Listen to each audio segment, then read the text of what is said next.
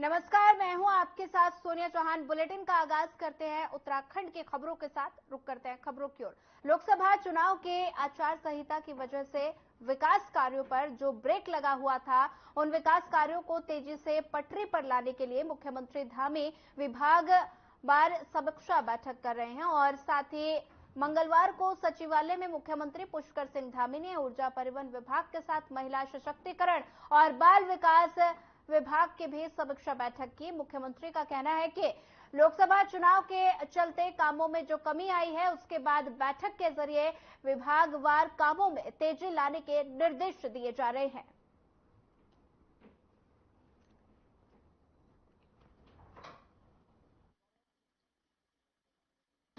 देखिए, इस समय क्योंकि लोकसभा चुनाव के बाद पिछले 2-2.5 महीने पूरी मशीनरी लोकसभा चुनाव के व्यस्त होने के कारण से अब कामों को और निरंतरता देनी है, तेजी देनी है।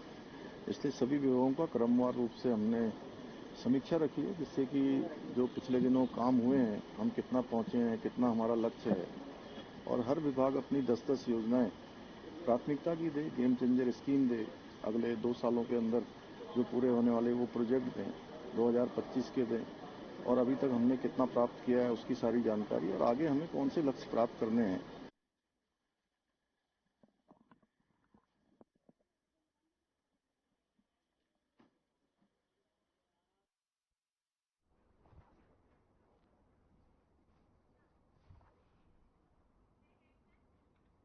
उत्तराखंड में 2 सीटों पर होने वाले विधानसभा चुनाव के लिए बीजेपी ने अपनी पूरी ताकत झोंक दी है। सीएम पुष्कर सिंह धामी और केंद्रीय मंत्री जयंत चौधरी और साथ ही 5 जुलाई को मंगलोर में चुनावी बिगुल फूकेंगे। वहीं गढ़वाल सांसद 5 जुलाई से 4 दिन के लिए बद्रीनाथ में डेरा जमाएंगे। बीजेपी के प्रदेश मीडिया प्रभारी मनवीर सिंह चौहान ने बताया कि जनता बीजेपी प्रत्याशियों को जिताने का मन बना चुकी है और इस दौरान उन्होंने कांग्रेस पर निशाना साधते हुए कहा कि कांग्रेस हमेशा जनता को गुमराह करती आई है और कभी भी अपने वादों पर खरी नहीं उतरी और बीजेपी ने जनता से पहले भी जो वादे किए थे उनको पूरा किया है।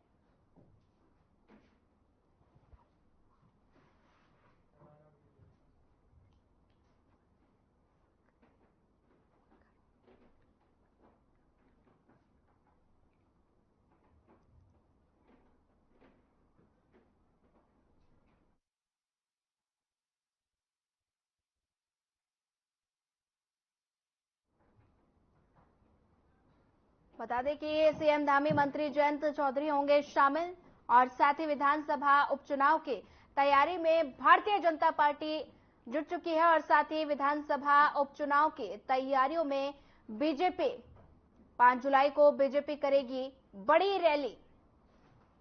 तस्वीरें बता दें कि देहरादून से है, जहां पर सीएम धामी मंत्री जयंत चौधरी और साथ ही 5 जुलाई को भारतीय जनता पार्टी एक बड़ी रैली करेंगे। सीएम पुष्कर सिंह धामी, मंत्री जयंत चौधरी भी शामिल होंगे।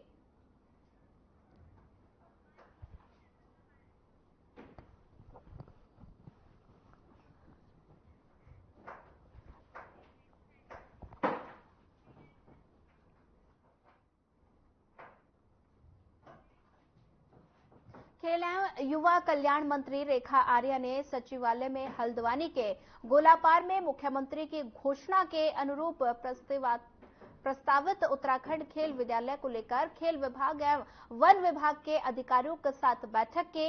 मंत्री रेखा आर्या ने कहा कि गोलापार में स्थापित अंतर्राष्ट्रीय क्रिकेट स्टेडियम को उच्चीकृत करते हुए खेल विश्वविद्यालय का निर्माण प्रस्तावित है और जिस हेतु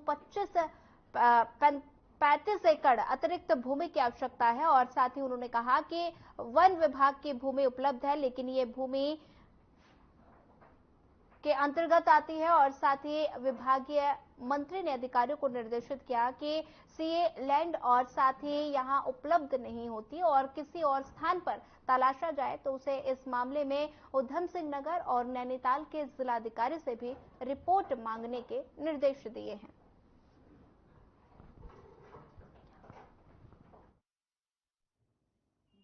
देखिए, खेल विश्वविद्यालय बनाना सरकार का संकल्प है। माननीय मुख्यमंत्री जी का युवाओं के साथ किया गया वादा है और युवा युवा खिलाड़ियों के लिए और युवाओं को खेल के प्रति आकर्षित करने के लिए अथवा उसके प्रति उनका रुझान हमेशा बना रहे, तो उसके लिए जो है स्पोर्ट्स यूनिवर्सिटी की स्थापना का संकल्प लिया गया है, जिसका संकल्प जो है हल्द्वानी गोलापार जो हमारा स्टेडियम बना हुआ है उसके ही निकटवर्ती जमीन लगभग 35 एकड़ की है, वहां पर बनाया जाना प्रस्तावित है।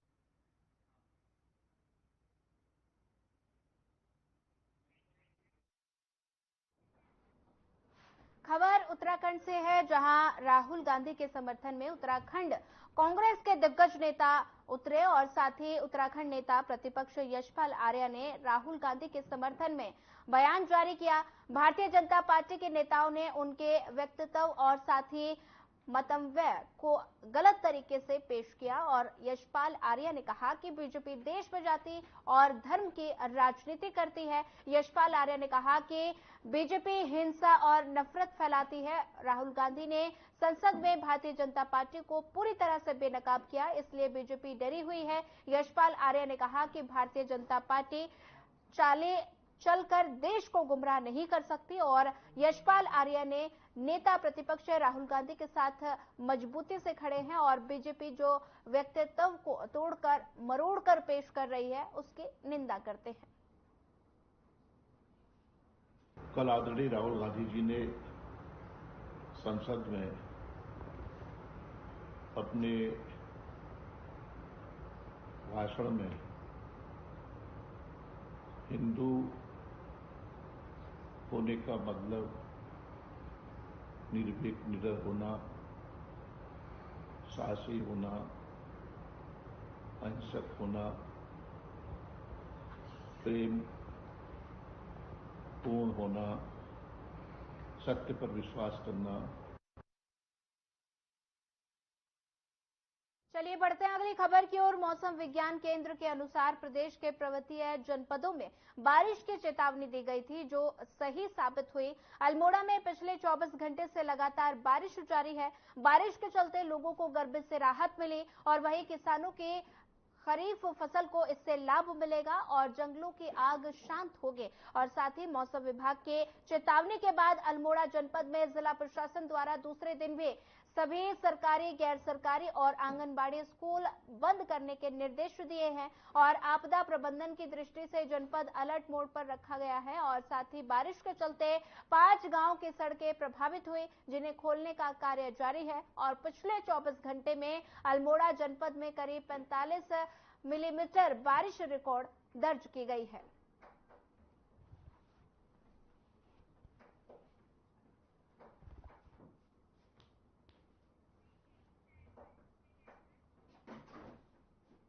टनकपुर पुलिस ने क्षेत्र की महिलाओं को झांसा देकर उनके जेवरात ठगने वाली महिलाओं के गैंग का भंडाफोड़ किया और पुलिस ने गैंग के 4 महिलाओं को गिरफ्तार किया है। आरोपियों के पास से 1.5 लाख रुपए का माल बरामद हुआ है और बीते 22 जून को कुछ महिलाओं ने ग्राम चीनी गोठ की महिलाओं को झांसा देकर उनके जेवरात आदि ठग लिए और ठगी का एहसास होने पर महिलाओं ने पुलिस में शिकायत दर्ज कराई, जिस पर चंपावत के पुलिस अधीक्षक अजय गणपति ने पुलिस को टीमें गठित कर घटनाओं का जल्द खुलासा करने के निर्देश दिए और टीम लगातार टनकपुर से पश्चिमी उत्तर प्रदेश और साथ ही शाहजहांपुर समेत दूसरे क्षेत्रों की मॉनिटरिंग कर रही है और जिसके बाद पुलिस ने आरोपी महिला को गिरफ्तार करने में कामयाबी हासिल की है।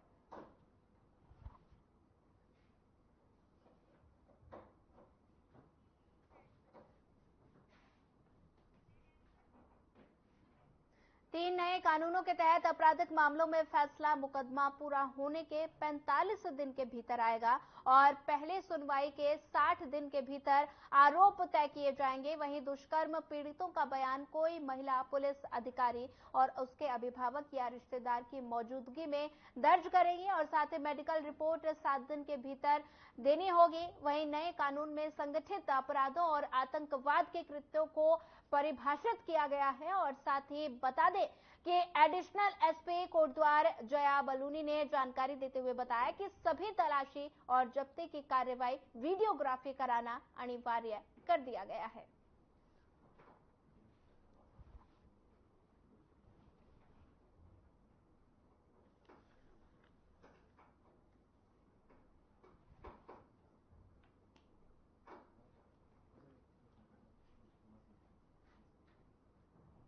गए हैं। इसमें बहुत सारी जो चीज़ें हैं उनको इंक्लूड किया गया है, जो नई टेक्नोलॉजी है उसके हिसाब से, और इसमें अब 0 FIR का प्रावधान कर दिया गया है। साथ ही जो अपराध हैं उनको पकड़ते हुए या फिर अपराधी को पकड़ते हुए वीडियो ऑडियो रिकॉर्डिंग के लिए कहा गया है, तो इस तरह के इसमें इंक्लूड किए गए हैं। जो फरार अपराधी हैं उनके लिए तो वही कार्रवाई है जो कि पूर्व में IPC में की जाती थी, लेकिन इसमें कुछ ऐसे अपराध हैं जैसे कि जिनका दुष्प्रेरण अगर कोई व्यक्ति विदेश में बैठ के कर रहा है तो उसको भी अब इसमें अपराधी घोषित किया जा सकता है और उसके विरुद्ध भी मुकदमा दर्ज किया जा सकता है।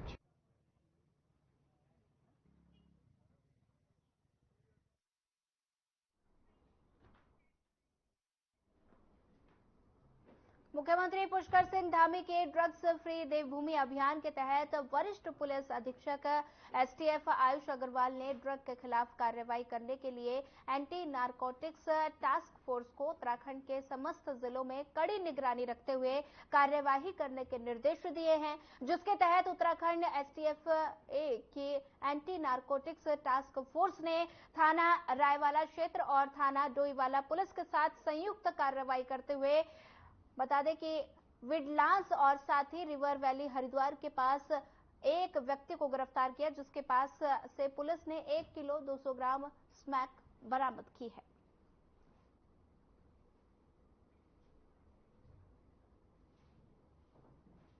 सोर्स होता है जो बना रहा है और जो बड़े स्केल पर सप्लाई कर रहा है, उसके आगे पूरी चेन होती है, अलग अलग पेडलर्स होते हैं, तो ये उसी चेन का एक इम्पोर्टेंट पार्ट था।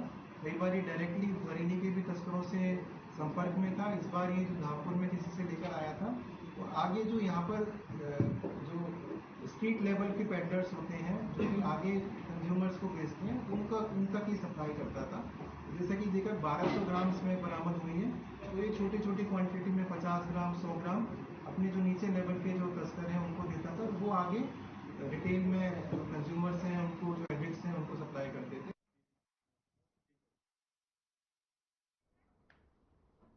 उत्तराखंड को नशा मुक्त बनाने के लिए अभियान चलाए जा रहे हैं और जिसके तहत पौड़ी के वरिष्ठ अधिकारी साथी अधीक्षक लोकेश्वर सिंह के निर्देशन में बढ़ते नशे की प्रवृत्ति पर अंकुश लगाने और नशा तस्करी के रोकथाम के लिए पौड़ी पुलिस एक्शन में है और नशा तस्करों पर लगातार शिकंजा कसा जा रहा है। थाना रिखी खाल पुलिस टीम की ओर से लगातार चेकिंग की जा रही है। अभियान के दौरान 2 अभियुक्तों को 102 किलो 700 ग्राम अवैध गांजे ले जाते हुए गिरफ्तार किया गया। बरामद गांजे की कीमत 26 लाख रुपए बताई जा रही है और पुलिस ने वाहन को सीज करते हुए अभियुक्तों के खिलाफ थाना रिखणा खाल में NDPS एक्ट के तहत मुकदमा दर्ज कर दोनों अभियुक्तों को न्यायालय के समक्ष पेश कर दिया गया है।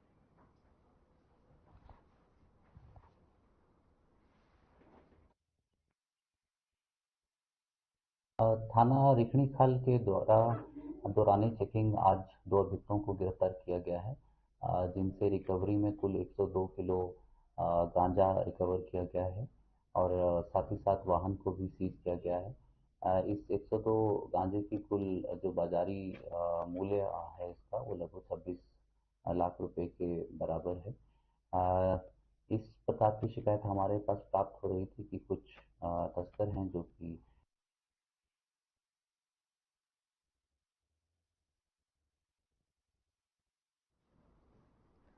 दो नशा तस्कर को गिरफ्तार किया गया है। कोटद्वार की तस्वीरें हैं। 26 लाख रुपए का अवैध गांजा भी बरामद किया गया है। कोटद्वार पुलिस का एक्शन यहां देखने को मिला। पुलिस ने नशा तस्करों को गिरफ्तार किया और साथ ही 2 नशा तस्करों को पुलिस ने गिरफ्तार किया। 26 लाख रुपए का अवैध गांजा भी बरामद किया गया है। तस्वीरें कोटद्वार से है जहां पर पुलिस एक्शन मोड में नजर आ रही है। 2 नशा तस्करों को पुलिस ने गिरफ्तार किया। 26 लाख रुपए का अवैध गांजा भी बरामद किया गया है। मामला कोटद्वार का है जहां पर 26 लाख रुपए का अवैध गांजा बरामद किया गया और साथ ही नशा तस्करों के खिलाफ लगातार पुलिस कार्रवाई कर रही है और साथ ही पुलिस ने 2 नशा तस्कर को गिरफ्तार किया और साथ ही 26 लाख रुपए का अवैध गांजा भी बरामद किया गया है। कोटद्वार में पुलिस का एक्शन देखने को मिला। मुख्यमंत्री पुष्कर सिंह धामी ने मंगलवार को सचिवालय में ऊर्जा विभाग की समीक्षा करते हुए अधिकारियों को निर्देश दिए कि राज्य में विद्युत उत्पादन बढ़ाने की दिशा में तेजी से कार्य किए जाए और मुख्यमंत्री ने कहा कि आगामी 5 साल में प्रदेश में विद्युत उत्पादन दुगुना करने के लिए तीनों निगमों यूपीसीएल और यूजेवीएन पिटकुल का और तीनों निगमों की उन्होंने कहा कि उत्तराखंड निर्माण के मूल अवधारणा में ऊर्जा और पर्यटन रहा है और ऊर्जा के क्षेत्र में राज्य में तेजी से कार्य करने की जरूरत बताते हुए मुख्यमंत्री ने कहा कि वर्षा काल को ध्यान में रखते हुए सभी ट्रांसफर का सेफ्टी ऑडिट भी किया जाए।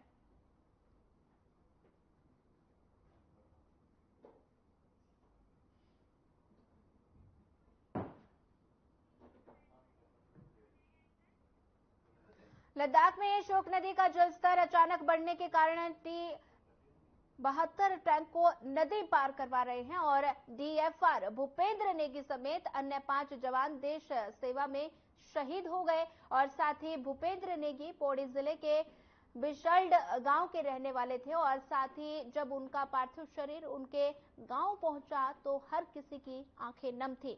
पार्थिव शरीर को भारतीय सेना आर्मी धुन के साथ गांव बिशल्ड लाई और साथ ही शहीद के पार्थिव शरीर देख शहीद के परिजन और ग्रामीण जोर जोर से बिलख पड़े, जबकि शहीद भूपेंद्र नेगी की धर्मपत्नी इस दौरान पार्थिव शरीर को देखकर बेसुध हो गई थी और हर किसी की आंखें नम थी। नम आंखों के साथ हर किसी ने शहीद भूपेंद्र नेगी के आखिरी दर्शन किए। भूपेंद्र बीते 18 सालों से भारतीय सेना का हिस्सा थे। शहीद भूपेंद्र नेगी के चाचा उमराव सिंह का कहना है कि सरकार को उनके परिवार के सुध लेकर उचित फैसला लेना चाहिए।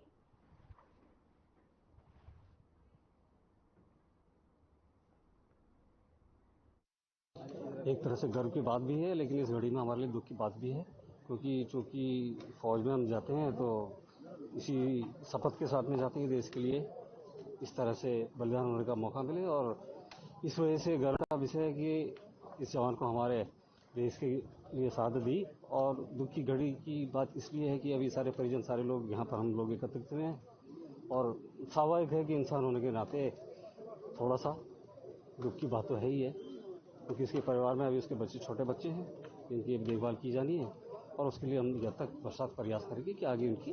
देखिए, हमारे जो बिसल्ड गांव के हवलदार भूपेंद्र सिंह नेगी जी आज शहीद हुए हैं और आज ही हम सब लोग उनकी अंत्येष्टि पे आए हैं। मैं सबसे पहले तो सरकार की तरफ से, अपनी तरफ से, क्षेत्रवासियों की तरफ से उनको श्रद्धासुमन देने आ रखा हूँ और हमारे क्षेत्र का कई जाबाज जो है सेना में शहीद होते हैं और मैं स्वर्गीय अटल बिहारी वाजपेयी जी को धन्यवाद देना चाहता हूँ कि जब वो प्रधानमंत्री बने तो तब उन्होंने एक नियम बनाया कि हर शहीद जो भी शहीद होगा उसके घर में ही भतीजा जो है देश के लिए वीर हुआ, शहीद हुआ, मुझे इसी से खुशी है। साफ दुखी है कि उसके छोटे छोटे बच्चे सभी जी दुख बाकी आप क्या बोल सकते हैं। मैं हाँ, सरकार से जितना भी हो सकता है परिवार के लिए सरकार कुछ कुछ करे।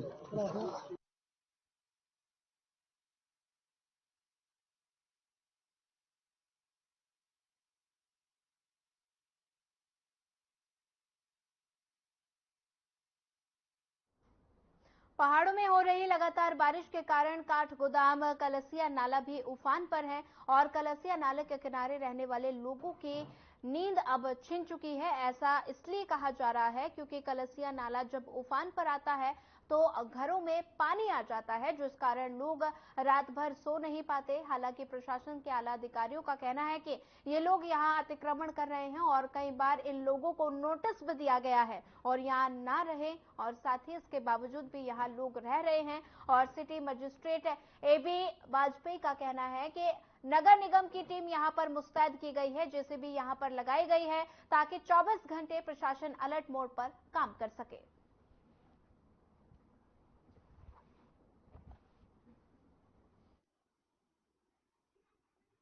भैया यहाँ तो देखो, यहाँ तो है ही, नेक्स्ट ईयर भी ये सब हुआ था, तो इस बार कोई उन्होंने एक्शन लिया नहीं। सब आ रहे हैं, अधिकारी आ रहे हैं, सब लोग आ रहे हैं, पर कोई एक्शन नहीं ले रहा है।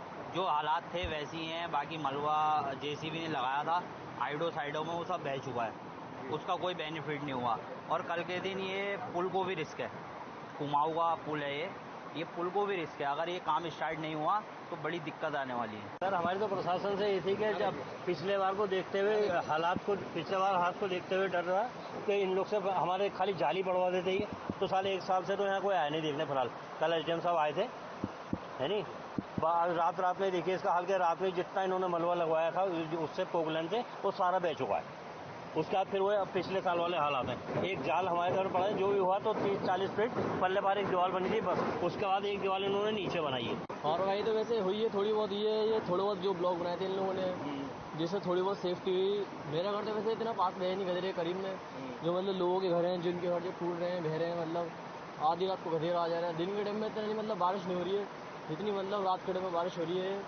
1-1:30 बजे के टाइम में बारिश करीब ही गधेरा आया था रात दिन, तो लोगों के घर में कुछ पानी गया था, कुछ थोड़ा बहुत। इसके हम तो मतलब घर में थे, हमारे घर वाले मतलब बाहर गए नहीं निकले, और मतलब उससे पहले भी बहुत आ चुका है, जिससे लोगों के घर जो तो पहले की साइडों के बह गए थे।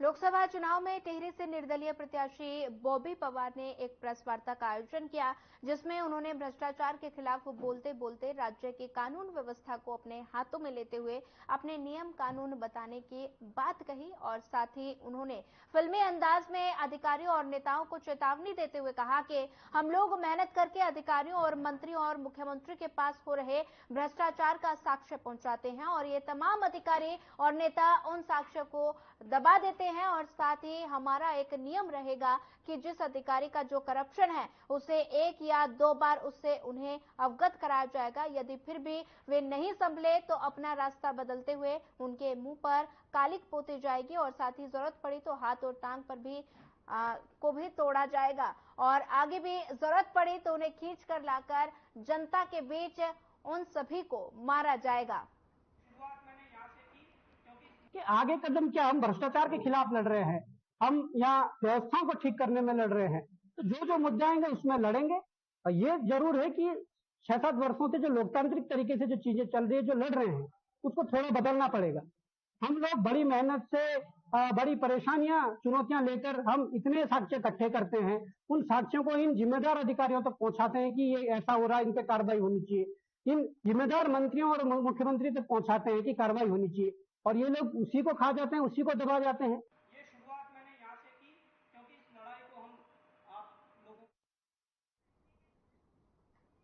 उत्तराखंड में लगातार हो रही भारी बारिश के कारण लोगों को परेशानियों का सामना करना पड़ रहा है, और इस दौरान भारी बारिश के बीच लैंडस्लाइड के कारण मलबा आने से 6 स्टेट हाईवे समेत प्रदेश के 96 सड़कें बंद हो गई, और इनमें सबसे ज्यादा 47 ग्रामीण सड़कें शामिल हैं। हालांकि लोक निर्माण विभाग ने 24 सड़कों को खोल दिया है, और अब 72 सड़कें बंद हैं, और उन्हें खोलने के लिए मशीनरी मौके पर तैनात है।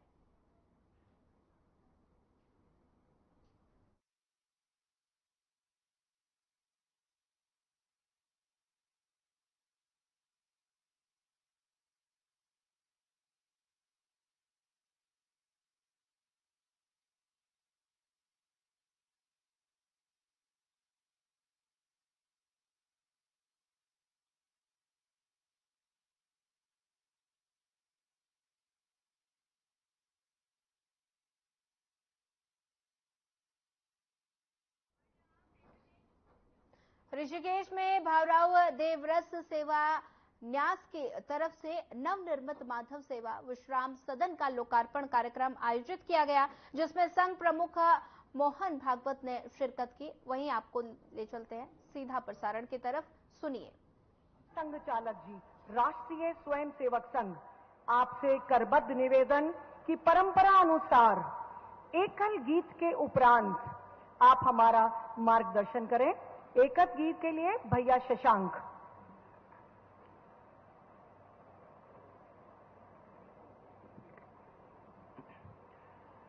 तेरी गोदी में जो सुख मां सारे जग कहीं नहीं आकर्षित कर सकते हमको चांद सितारे, कहीं नहीं तेरी गोदी।